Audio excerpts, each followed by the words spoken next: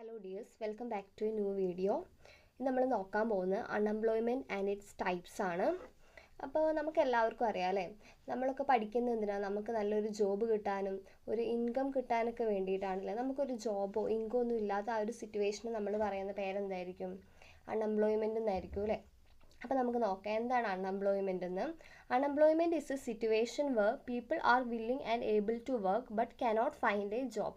ആളുകൾ വില്ലിങ് ആണ്, അവർ ഏബിൾ ആണ് വർക്ക് ചെയ്യാൻ, പക്ഷെ അവർക്ക് എന്താ കനോട്ട് ഫൈൻഡ് എ ജോബ്, അവർക്ക് ജോബ് കണ്ടെത്താൻ പറ്റുന്നില്ല, അവർക്ക് ജോബൊന്നും കിട്ടുന്നില്ല. അങ്ങനത്തെ ആ ഒരു സിറ്റുവേഷന് നമ്മൾ പറയുന്ന പേരാണ് എന്ത്? അൺഎംപ്ലോയ്മെൻ്റ് എന്ന്. ഈ അൺഎംപ്ലോയ്മെൻറ്റിന് കുറച്ച് ടൈപ്സ് ഉണ്ട്. ഈ ടൈപ്സ് വളരെ ഇമ്പോർട്ടൻ്റ് ആണ് കേട്ടോ.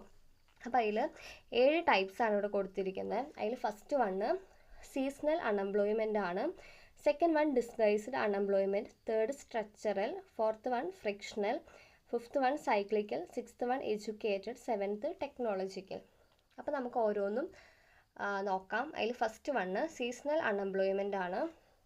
ആ ഒരു പേരിൽ തന്നെയുണ്ട് അല്ലേ, സീസണൽ അൺഎംപ്ലോയ്മെൻ്റ് എന്ന് പറഞ്ഞാൽ ഒരു സീസണിൽ മാത്രമേ എന്തുള്ളൂ ആളുകൾക്ക് ജോലി ഉണ്ടാവുള്ളൂ. ബാക്കി സീസണൊക്കെ എന്താ, അവർക്ക് ജോലി ഇല്ലാതെ അവർ അൺഎംപ്ലോയിഡ് ആയിട്ടിരിക്കുന്ന സിറ്റുവേഷനാണ് നമ്മൾ എന്ത് പറയുക? സീസണൽ അൺഎംപ്ലോയ്മെൻ്റ് എന്ന് പറയാം. Unemployment that occurs when work is available only in certain seasons. Certain സീസൺസിൽ മാത്രമേ അവർക്ക് എന്തുള്ളൂ വർക്കുള്ളൂ. അപ്പോൾ ബാക്കി സീസൺസിൽ അവർ അൺഎംപ്ലോയിഡ് ആണ്. ഇതിനാണ് നമ്മൾ സീസണൽ അൺഎംപ്ലോയ്മെൻ്റ് എന്ന് പറയാം. നെക്സ്റ്റ് ഡിസ്ഗൈസ്ഡ് അൺഎംപ്ലോയ്മെൻ്റ് ആണ്. A situation where more people are working than needed and some workers are actually unnecessary. അപ്പോൾ ആവശ്യം ഉള്ളതിനേക്കാളും കൂടുതൽ ആളുകൾ ഒരു സ്ഥലത്ത് അല്ലെങ്കിൽ ഒരു കമ്പനിയിൽ വർക്ക് ചെയ്യുന്നതിനാണ് നമ്മൾ എന്ത് പറയാം? ഡിസ്ഗൈസ്ഡ് അൺഎംപ്ലോയ്മെൻ്റ് എന്ന് പറയാം. നമുക്ക് ശരിക്കും ഇപ്പോൾ ഒരു 5 ആളുകളെയാണ് ആവശ്യം, പക്ഷെ അവിടെ ഒരു 10 ആളുകൾ ജോലി ചെയ്യുന്നുണ്ടെങ്കിൽ അതിനാണ് നമ്മൾ എന്ത് പറയുക? ഡിസ്ഗൈസ്ഡ് അൺഎംപ്ലോയ്മെൻ്റ് എന്ന് പറയാം. നെക്സ്റ്റ് ടൈപ്പ് സ്ട്രക്ചറൽ അൺഎംപ്ലോയ്മെൻ്റ് ആണ്. Unemployment caused by changes in the economy or industries leading to lack of required skills. അപ്പോൾ നമ്മുടെ എക്കണോമിയിലും ഇൻഡസ്ട്രീസിലൊക്കെ ഒരുപാട് ചേഞ്ചസ് വരും. അതുമൂലം എന്താ ഒരുപാട് അൺഎംപ്ലോയ്മെൻ്റ് ഉണ്ടാകും. കാരണം ആളുകൾക്ക് എന്താ ചേഞ്ചസ് വരുന്നതിനനുസരിച്ച് ആളുകളുടെ സ്കിൽസിൽ ചേഞ്ചസ് ഒന്നും വന്നിട്ടില്ലെങ്കിൽ എന്ത് പറ്റും? അവർ അൺഎംപ്ലോയിഡ് ആയിട്ട് മാറും. അവർക്ക് അതിനനുസരിച്ചുള്ള സ്കിൽസൊക്കെ ഡെവലപ്പായി വന്നാൽ മാത്രമേ അവർക്ക് ജോബ് ഉണ്ടാവുള്ളൂ.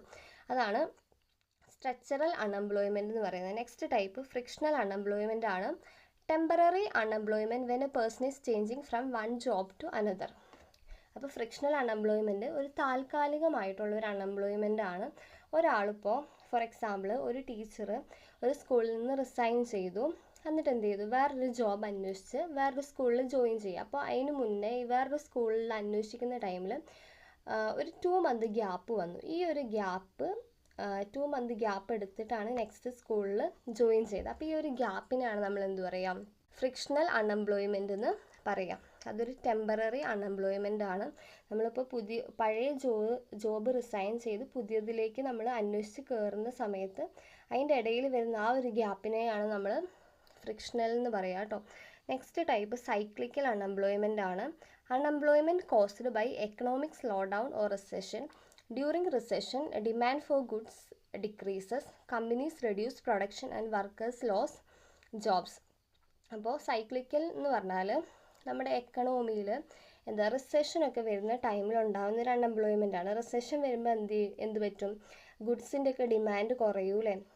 ഗുഡ്സിൻ്റെ ഡിമാൻഡ് കുറഞ്ഞാൽ കമ്പനീസ് എന്ത് ചെയ്യും? പ്രൊഡക്ഷൻ കുറയ്ക്കും. പ്രൊഡക്ഷൻ കുറയ്ക്കുമ്പോൾ എന്താ ഒരുപാട് വർക്കേഴ്സിനൊന്നും ആവശ്യം ഉള്ളതായിട്ട് വരില്ല. അപ്പോൾ എന്ത് ചെയ്യും? ഈ വർക്കേഴ്സിനൊക്കെ അവരുടെ ജോലി നഷ്ടപ്പെടും. അപ്പോൾ ഇതിനെയാണ് സൈക്ലിക്കൽ അൺഎംപ്ലോയ്മെൻ്റ് എന്ന് പറയാം.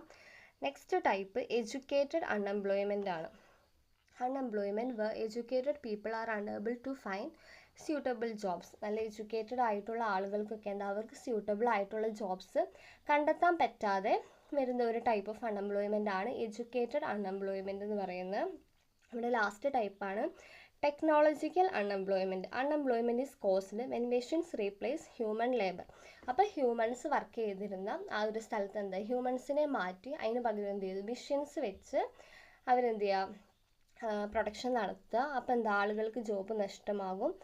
അപ്പോൾ ആ ഒരു ടൈപ്പിനെയാണ് നമ്മൾ എന്ത് പറയുക, ടെക്നോളജിക്കൽ അൺഎംപ്ലോയ്മെൻ്റ് എന്ന് പറയാം. അപ്പോൾ നമ്മളിന്ന് ഡിസ്കസ് ചെയ്തത് അൺഎംപ്ലോയ്മെൻറ്റ് എന്താണെന്നും അതിൻ്റെ ടൈപ്സും ആണ്. അപ്പോൾ നമുക്ക് വീണ്ടും പുതിയൊരു വീഡിയോയുമായിട്ട് കാണാം. Thank you.